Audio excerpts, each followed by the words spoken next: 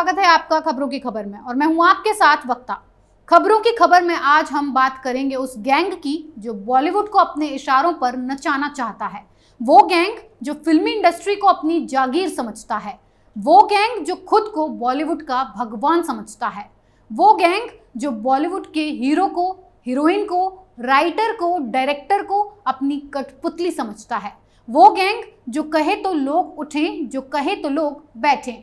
ये वो गैंग है जिसकी बात अगर मान ली तो फिल्म इंडस्ट्री में टिक सकते हैं, लेकिन अगर आपने इस गैंग के इशारों पर चलने से इनकार कर दिया तो ये आपको तबाह बर्बाद कर देगा। मनोरंजन की दुनिया के इस खतरनाक खलनायक गैंग को आज हम बेपर्दा करना चाहते हैं। आज हम आपको बताना चाहते हैं कि आखिर इस गैंग ने किस कदर यंग टैलेंट को परेशान कर रखा है। न जाने कितने लोगों के सपने तोड़े, न जाने कितनों की उम्मीद खत्म की, न जाने कितनों का करियर बर्बाद किया, न जाने कितनों की जिंदगी ही खत्म कर दी। ये वही गैंग है जिस पर मशहूर फिल्म अभिनेत्री कंगना रनौत ने कई बार सवाल खड़े किए हैं। ये वही गैंग है जिस पर सुपरस्टार सुशांत सिंह राजपूत की मौत का इल्जाम है। नेपोटिज्म और घेटोइज्म के खून से सने इस गैंग ने अब एक नए सितारे को गर्दिश में भेजने की साजिश शुरू कर दी है। हम इस गैंग पर ज्यादा बताएं उससे पहले सुन लीजिए ये खबर जो आपको हैरान भी करेगी और अगर आप फिल्मों के फैन हैं तो आपको डराएगी भी। ये खबर है करण जौहर के धर्मा प्रोडक्शन की। जी हाँ, वही करण जौहर जिन पर कंगना ने खुलकर गैंगबाजी और यंग टैलेंट को तबाह करने के इल्जाम लगाए हैं।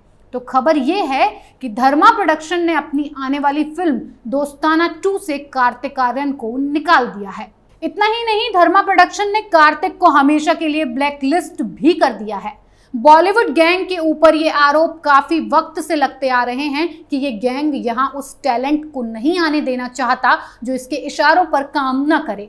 कंगना ने मुखर होकर धर्मा प्रोडक्शन का नाम लिया था, करण जौहर का नाम लिया था कि करण जौहर यहाँ टैलेंट को कुचल कर रख देते हैं। अगर कोई उनकी डिमांड्स पर काम न करे तो वो काम से तो हाथ धो ही बैठता है, साथ ही ब्लैकलिस्ट भी कर दिया जाता है। तो देखिए, एक बार फिर बॉलीवुड गैंग ने एक टैलेंट को बर्बाद करने की कोशिश की है और इस कारनामे की सफाई में या यूं कहें अपनी दलील में धर्मा प्रोडक्शन ने जो कहा है वो पचने लायक नहीं है। धर्मा प्रोडक्शन का कहना है कि कार्तिक डेट्स नहीं दे रहे थे जिसकी वजह से फिल्म की शूटिंग अटकी पड़ी थी और करण जौहर जल्द से जल्द फिल्म को फ्लोर पर उतारना चाहते थे। कार्तिक की टीम की तरफ से कुछ क्लियर नहीं हो पा रहा था क्योंकि कोरोना की वजह से सबका शेड्यूल बिगड़ा पड़ा है। लेकिन चलिए धर्मा प्रोडक्शन की ही बात मान लेते हैं कि आप ही राजा हरिश्चंद्र की औलाद हो। मान लिया कि आप सच बोल रहे हैं कि कार्तिक के पास डेट्स नहीं थी, इसीलिए आपने फिल्म से निकाल दिया, पर धर्मा में ब्लैकलिस्ट कर दिया जाए ये बात पचने लायक नहीं है। कुछ बातें खुद की थोड़ी अकल लगाकर भी समझ लेनी चाहिए। सबको पता है कि इस कोरोना काल में हर कोई परेशानी से जूझ रहा है। डेट्स की प्रॉब्लम आना मामूली सी बात है, इतना बड़ा मुद्दा नहीं था जितना करण जौहर ने बना दिया। यहाँ बच्चों के एग्जाम्स कैंसिल हो गए हैं, कंपटीशन फाइट करने वाले एग्जाम्स की डेट पोस्टपोन हो गई हैं, पूरे देश में हाहाकार मचा पड़ा है। कई स्टूडेंट्स अपनी एंट्रेंस एग्जाम को लेकर लटके पड़े हैं, लोगों को नौकरी नहीं मिल रही है। जिनके पास नौकरी है वो लोग नौकरी से हाथ धो बैठे हैं, पर नहीं जी, धर्मा को और करण जौहर को अपनी डेट्स की पड़ी है। क्या आप क्या हैं, खुदा हैं? एक आप ही इकलौते नवाब नहीं बचे हैं जो फिल्में बना रहे हैं। कई फिल्में बन रही हैं और कई टैलेंट काम कर रहे हैं, और तो और कोरोना की वजह से खुद आप लोगों को दूसरे प्लेटफॉर्म का सहारा लेना पड़ा है। तब मैनेज करने में तो कोई दिक्कत नहीं हुई, पर डेट्स को लेकर आपने ऐसा बवाल काट दिया कि किसी को बैन ही कर डाला, ब्लैकलिस्ट में डाल दिया। आपके जैसे ही पहले कई ऐसे प्रोडक्शंस थे जो कौड़ियों के भाव बिक गए, जिनका अब नामो निशान नहीं बचा है। और ऐसा ही आपका भी वक्त आ सकता है कि जब आपका मुस्तकबिल ही तबाह हो जाए। आप तो ऐसे बिहेव कर रहे हैं मानो खुदा हो किसी के भाग्य के विधाता हो, और ये बात किसी से दबी ढकी नहीं है कि जिसने घमंड किया है उसका घमंड चूर चूर हुआ है।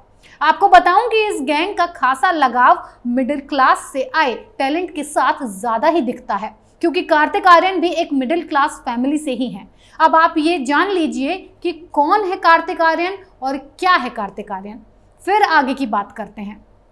कार्तिक आर्यन एक मिडिल क्लास फैमिली का बच्चा है जो मुंबई आया था अपने सपनों को पूरा करने, जिसमें अपने सपनों को पूरे करने की चाह देखी जा सकती थी। बायोटेक्नोलॉजी से इंजीनियरिंग कर रहे कार्तिक आर्यन ने अपनी पढ़ाई करते करते ही एक्टर बनने की तैयारी की। दिन रात मेहनत करने वाला लड़का पढ़ाई के बाद ऑडिशन के लिए 2-2 घंटे का सफर करता था और ऑडिशन देने जाता था। रिजेक्शन, फेलियर के टैग्स के साथ उसने हर रोज एक कामयाब एक्टर बनने के लिए कोशिश की और उसकी कोशिशें रंग लाईं। कार्तिक आर्यन को फिल्में मिली और एक नहीं कई फिल्में मिली। अब ये सवाल उठता है कि क्यों मिली, तो जवाब है कि जनाब आपका टैलेंट बोलता है और कार्तिक आर्यन में टैलेंट की कमी नहीं है। ये बात उनकी फिल्मों में की गई एक्टिंग स्किल्स साफ साफ बयान करती हैं।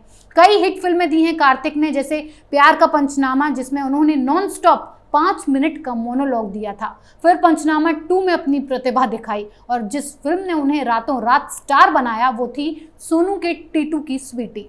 कई फिल्मों के लिए अवार्ड्स भी मिले क्योंकि काम बोलता है न कि चापलूसी, और बस यही एक गलती कार्तिक को भारी पड़ गई। कार्तिक ने इस गैंग की चापलूसी नहीं की, उनकी शर्तों पर काम करने से इनकार कर दिया तो कार्तिक को बाहर का रास्ता दिखा दिया गया। अब अगर आप थोड़ा पीछे जाएं और याद करें सुशांत राजपूत को तो आपको पूरा फंडा क्लियर हो जाएगा। सुशांत भी मिडिल क्लास फैमिली से थे, इंजीनियरिंग ड्रॉप कर माया नगरी में कदम रखा, अपने टैलेंट के दम पर काम पाया, नाम कमाया। पर बस एक बुरा वक्त आया, इस गैंग की डिमांड सुशांत ने नहीं मानी और एक ही झटके में सुशांत के हाथ से 5 फिल्मों को छीन लिया गया जिनमें वो काम करने वाले थे। तो आप ये एक पैटर्न देख रहे हैं कि ये पूरा षड्यंत्र उन लोगों के लिए रचा जाता है जो इस गैंग की, या यूं कहें कि करण जौहर की चापलूसी नहीं करता है, उसके तलवे नहीं चाटता है, वो उसे ऐसे ही बर्बाद करने का तरीका निकालता है। कार्तिक का डेट्स न दे पाना इतनी बड़ी गलती तो नहीं है कि तुम उसे ब्लैकलिस्ट कर दो। ये बात तो कंगना ने भी खुले तौर पर कही है कि करण जौहर ऐसा करते हैं और खुद कंगना भी इसकी भुक्त भोगी हैं। उनकी आप बीती में इस गैंग का जिक्र कई बार हुआ है और अगर फिर से इस बात पर ध्यान दिया जाए तो कंगना भी मिडिल क्लास फैमिली से ही बिलोंग करती हैं। तो टारगेट बनाने के लिए ये गैंग मिडिल क्लास और टैलेंटेड बंदे को ही पकड़ता है। सुशांत, कार्तिक, कंगना तीनों ही एक नंबर के बेहतरीन लाजवाब एक्टर्स रहे, पर जुल्म की इम्तिहान इतनी लंबी कर दी गई कि इस गैंग ने की साफ तौर पर भेदभाव देखने को मिलता है। सुशांत के बाद अब ये गैंग कार्तिक के करियर को चौपट करने में लग गया है कि फिल्में छीनो, काम मत दो, बिल्कुल बायकॉट कर दो। तो परेशान होकर आखिर बंदा क्या करेगा? डिप्रेशन का शिकार होने लगेगा और अपनी जिंदगी को दलदल में ले जाने की कोशिश करेगा। पर इस गैंग को सच पूछिए तो रत्ती भर फर्क नहीं पड़ेगा कि कौन मर रहा है और कौन जी रहा है, क्योंकि खुद को हवा में उड़ने से फुर्सत जो मिले, जमीन से जुड़कर कभी सोच रखनी ही नहीं चाहिए इस गैंग ने।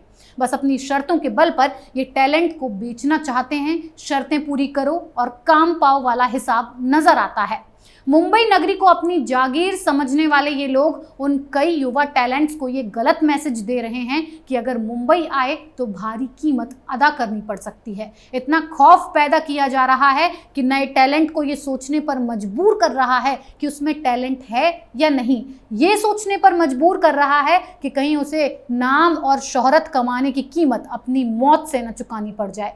पर वो एक कहावत है कि पाप का घड़ा एक दिन जरूर भरता है। जिस दिन ये पाप का घड़ा ओवरफ्लो हुआ उस दिन इस गैंग की हस्ती मिट्टी में मिल जाएगी और अपना नामो निशान ढूंढे नहीं मिलेगा। ऊपर वाले के घर में देर है, अंधेर नहीं। और हम यही दुआ करते हैं कि कार्तिक उन ऊंचाइयों को छुएं जहां जाने का सपना वो देख रहे हैं। इस बॉलीवुड गैंग के कारनामे के एपिसोड में बस इतना ही, पर हर खबर के पीछे की खबर हम आपके लिए लाते रहेंगे। बने रहिए कैपिटल टीवी के साथ। नमस्कार।